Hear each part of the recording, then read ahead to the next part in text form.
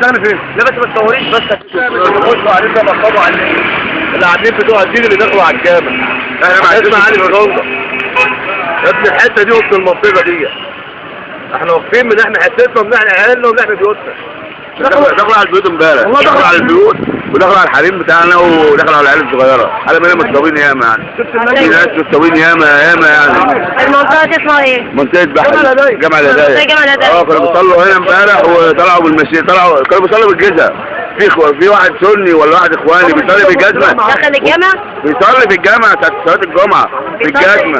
جوه الجامع ولا بره الجامع؟ جوه بيصلوا في الجامع جوه ساعة صلاة الجمعة. بالجزمة. من كوم حمادة وبالدلنجات ومن ابو المطامير ومن الحوش.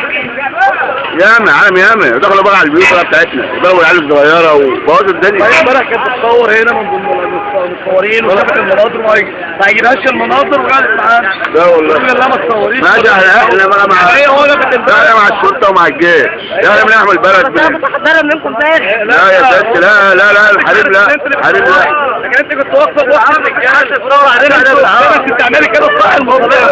بعدين ايه اللي جابك دلوقتي واقفه في وسطين؟ انت واحده ست. ايه اللي جابك واقفه؟ اللي فرحانه بالهيئه الشعبيه مش عايزه حد يحصل لها برضك مشاكل بدون مشاكل وخايفه علينا برضك ومننا وكل احنا بنقول ربنا ينصرنا ويسترنا وما نعضب بعض اكتر من كده يعني. يا رب ما نعضب بعض اكتر من كده والله كده كلنا في الاخر وفي الاول اخوات كلنا ربنا ينصرنا. جريدة عشان كده انتوا حاطين الكاوتش ده.